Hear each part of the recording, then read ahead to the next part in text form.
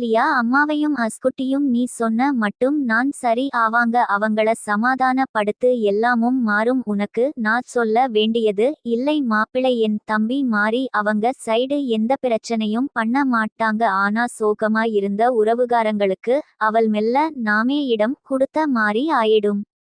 கடைசியாக சொன்னதை கொஞ்சம் அழுத்தம் திருத்தமாக சொன்னதை வைத்தே தன் கணவன் யாரை குறிப்பிடுகிறார் என்று புரிந்து கொண்ட அகல்யா மடமடவென எழுந்து குழந்தை யாழ் வேந்தனை உறவு காரா பெண்ணிடம் கொடுத்து விட்டு அம்மாவிடம் வந்தாள். என்ன சொன்னாள் என்பது அகல்யாவிற்கும் அவள் அம்மா தேவிகாவுக்கு மட்டுமே தெரியும். பேச்சு முடிவில் அம்மாவின் முகம் தெளிவதை கண்டு அகல்யாவிற்கு மனம் நிம்மதி அடைந்தது. அதே தங்கைக்கும் சொல்லி எழுப்பி விட்டு அம்மாவை பார்த்துக்க சொல்லி தம்பி அருணை அழைத்து கொண்டு தன் அறையை நோக்கி நடந்தாள். அங்கே வேந்தன் சமத்தாக உறங்கிக் கொண்டிருந்தான். உறவுக்கார பெண்ணிற்கு நன்றி சொல்லி விட்டு தம்பியை குளிக்க சொல்லிவிட்டு மகனின் தேவையை எடுத்து வைத்தான் அகல்யா. இங்கே அக்கா சொன்னதை கேட்டு தவறு செய்தவர்களே சந்தோஷமாக இருக்கும் போது எனக்கு என்ன என்று மனந்தெளிவுடன் நலங்கு முடிந்து முகூர்த்தம் நேரம் நெருங்கி கொண்டிருக்க மனம் பந்தயம் குதிரை போல் ஓடி கொண்டிருப்பதை அஸ்வினியால் கட்டுப்படுத்த முடியவில்லை.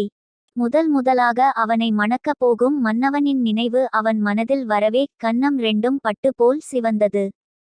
தேனிகள் அறையில் எதையோ தேடிக் கொண்டிருக்க அகல்யா வேந்தனை தூக்கிக் கொண்டு அருணையும் அழைத்து கொண்டு தங்கையே பார்க்க வந்திருந்தாள். சட்டென ஏதோ தோன்ற தாயும் மகளும் அஸ்வினியை பார்க்க அவள் மென்னகையுடன் இருப்பதை பார்த்து ஒருவரை ஒருவர் பார்த்து கொண்டனர். தேவிகாவிற்கு சிறு குற்ற உணர்ச்சியே தன்னவன் இல்லாமல் இருக்கும் போதுதான் தானே பிள்ளைகளுக்கு தைரியம் தர வேண்டும். ஆனால் பத்தாம்பதஞ்சாலியாக இருந்துட்டோம். மூத்த மாப்பிள்ளை மட்டும் இல்லனா கடவுளே. மகன் மாறி ஒரு மாப்பிள்ளையை தந்ததால் தான் என் கணவனை எடுத்து கொண்டாயொன்னு மனதினுள் புழுங்கி போனார். அதற்குள் மாறனும் அங்கு வர அனைவரும் முகத்தையும் பார்த்து ஓரளவு நிலைமை யூகித்து கொண்டவன். அதற்குள்ளாக பொண்ண அழைச்சிட்டு வர சொல்லி ஐயர் சொல்ல மந்திரம் எல்லாம் எதற்கு சொல்றாங்க தாலிய கட்டி கூட்டிட்டு போகும் மனநிலையில் இருந்த மாப்பிள்ளை பையன் ஐயர் சொன்ன அந்த ஒரு வாரத்தையில் இவ்வளோ பலம் இருக்குமோ என்று எட்டி பார்க்க அவன் அருகில் நின்று கொண்டிருந்த மாப்பிள்ளை தோழன். டேய் பொண்ணு இங்க தாண்டா வரும் கொஞ்சம் மானத்தை வாங்காம திரும்பு நீ எல்லாம் ஸ்ட்ரிக் ஆஃபீஸ்னு வெளில் சொல்ல மாட்ட இன்னும் கொஞ்ச நேரம் நீ பேசின உன் வாய் இருக்காது என்று சொன்னான் வெற்றி என்னும் வெற்றி செல்வன்.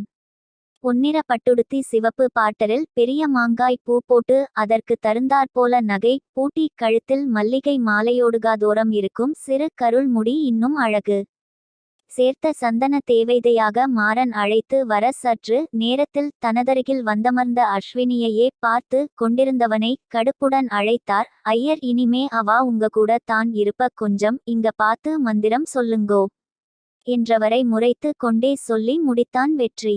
கெட்டி மேளம் என்றவாறு மண்டபத்தில் இருக்கும் அனைவரின் அட்சதை வாழ்த்தில் வெற்றி மங்கள நாணை அணிவித்து அஸ்வினிவை தன் சரி பாதி ஆக்கி கொண்டான். 3 முடிச்சிட்டு கையை எடுக்கும் போது இடுப்பில் கிள்ளி விட்டு ஒன்றும் தெரியாது பிள்ளை போல் முகத்தை வைத்து கொண்ட வெற்றியை அப்போது தான் ஏறிட்டு பார்த்தாள் அஸ்வினி. அவன் செய்கையால் அதிர்ந்தாலும் அதை மறைக்க பெரும்பாடு பட்டால் அதே எரிச்சலோடு அவனை பார்த்து ஒரு கணம் ஸ்தம்பித்து விட்டாள். அலையலையாய் கேசம் நெற்றியில் புரள கூர்நாசி ஆண்மைக்கே உரிய மாநிறம் கட்டுக்கோப்பான உடல் வாகு உதட்டில் தவழும் கடின புன்னகை நெஞ்சில் வெற்றி என்ற டாலர் தெரிய சட்டை பட்டனை கழட்டி விட்டு இருந்த தோரணை கை வரை மடித்து விட்ட வெள்ளை சட்டை இவன் என் மணாளன் என்று பெருமையோடு பார்த்து கொண்டிருந்தாள். நெற்றி வகிட்டில் குங்குமம் இட சொன்ன ஐயரை வாழ்த்தி விட்டு கொஞ்ச நேரத்துக்கு முன்னாடி முறைச்சு என்ன மேடம் பாக்கற மாறி இருக்கேனா என்றவாறே குங்குமம் இட அவன் மூச்சு காற்று பட்டதும் சொல்லவண்ண நிலையில் தத்தளித்தாள் அஸ்வினி. அக்னி வலம் வரும்போது அவள் விரல் 100 முறையேனும் வெட்கப்பட்டிருக்கும். பார்க்க ஒன்னும் தெரியாத பிள்ளை போல் இருந்து கொண்டு பண்ணுற வேலையெல்லாம் என்று மனதிலே அவனுக்கு செல்லமாக அர்ச்சனை நிகழ்ந்தது. இவை எதையும் பார்த்தும் பார்க்காமலும் இருந்து கொண்டே வந்தவர்களை வரவேற்றனர் பெரியோர். வெற்றியின் நண்பன் மட்டும் கடுப்புடன் முன் வரிசையில் அமர்ந்திருந்தான். இப்போ போன மர்டர் பண்ணிடுவான் பொண்ண பார்த்த மண்ணை பார்த்து நடப்பான். இவனால் நானும் லவ் பண்ணல இப்போ பாரு கண்ணன் லீலைலாம் இருடா டேய். அனைத்து சம்பிரதாயங்களும் நிறைவடைய குடும்ப புகைப்படம் எடுக்கும் போது வெற்றி அஸ்வினியை தோள் தொட்டு தன்னுடன் அணைத்தவாறு நிறுத்தி கொண்டான். இவன் என்னவன் என்று அவனை நோக்க அந்த தருணத்தை அப்படியே தன் கேமராவில் சேகரித்தார் புகைப்படமெடுப்பவர். வெற்றிக்கு ஒரே அக்காவான்மதி. அவரும் திருமணமாகி கணவனுடன் வட இந்தியாவில் தங்கிவிட்டார். தம்பிக்கு திருமணம் முடிக்க வந்திருந்தார். கணவன் இராணுவ பிரிவில் முக்கிய அதிகாரி. ஒற்றை மகள் வினுதா.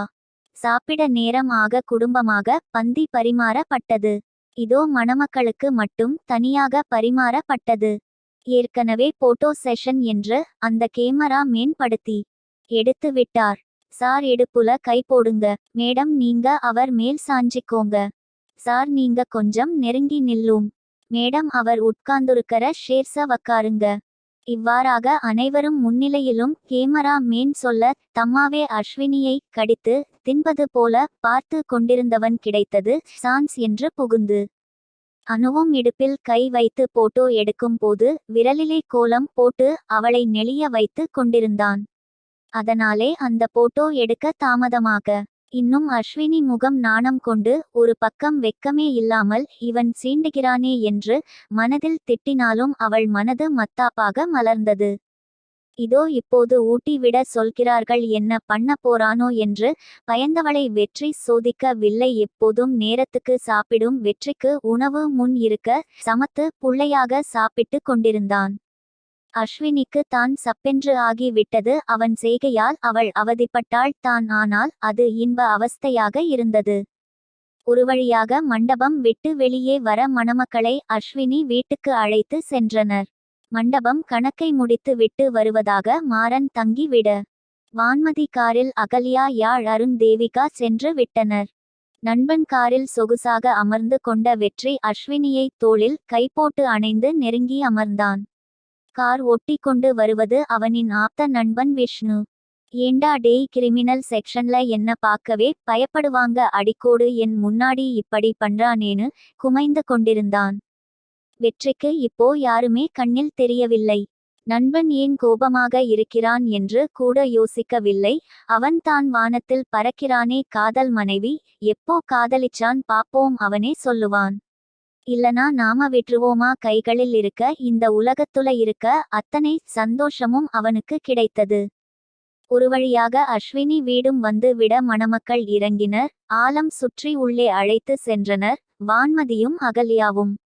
பாலும் பழமும் தரப்பட்டது மணமக்களுக்கு. பொறுப்பான மாமியாராக தேவிகா அஸ்வினி அக்கா ரூம்க்கு மாப்பிளையை அழைச்சிட்டு ஓ அருண். அஸ்வினி நீ என் ரூம்ல ரெஸ்ட் எடு. ஒரு ஏக்க பெருமூச்சோடு திரும்பியவன் அப்போது தான் வெற்றி கவனித்தான்.